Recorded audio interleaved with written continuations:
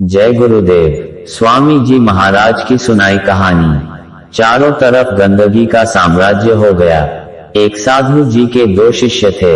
वे आपस में अच्छे मित्र भी थे।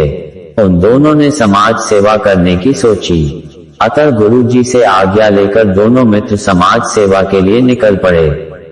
दोनों विभिन्न दिशा की तरफ दो गांवों में चल दिए। पहला जिस गांव में पहुंचा वहां जाकर उसने गांव वालों से परिचय बढ़ाया। गांव वालों के साथ मिलकर गांव के विकास, सफाई, पढ़ाई आदि कामों में लग गया। गांव वासियों ने उसे पूरा सहयोग दिया।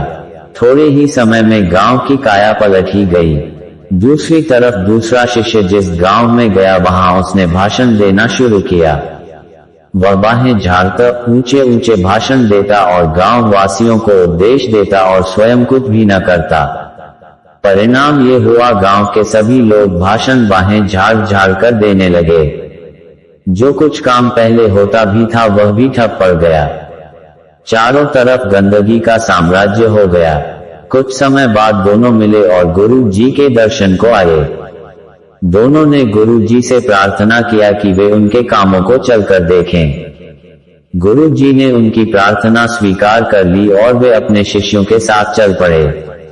जब गुरु जी पहले वाले शिष्य के गांव में गए तो वहां की व्यवस्था, सफाई, आचार विचार, व्यवहार ग्रामवासियों की देखकर बड़े ही संतुष्ट और प्रसन्न हुए। उसके बाद गुरु जी दूसरे शिष्य वाले गांव में गए। उन्होंने देखा कि वहां हर व्यक्ति भाषण देता था और बाहें झाड़ता था। वह कहता था कि ये होना चाहिए, वैसा होना चाहिए, ऐसा नहीं होना चाहिए, तुम ऐसे हो, वो ऐसा है, आदि आदि। कामकाज कुछ नहीं, केवल कोरी भाषणबाजी। गुरु जी को पहले गांव ने जितना संतुष्ट और प्रसन्न किया था उन्हें दूसरे गांव में उतनी ही निराशा दी।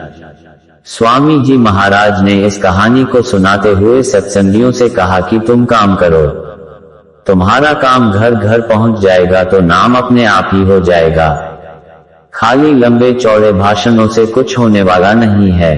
अपना काम घर घर पहुंचा दो। मैं सब समझता हूं कि कौन क्या करता है लेकिन कहता नहीं।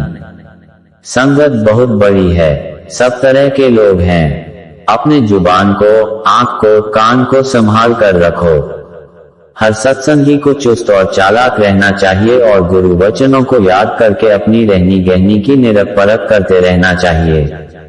ऐसे सत्संगी के परमार्थ का रास्ता सरल और आसान हो जाता है।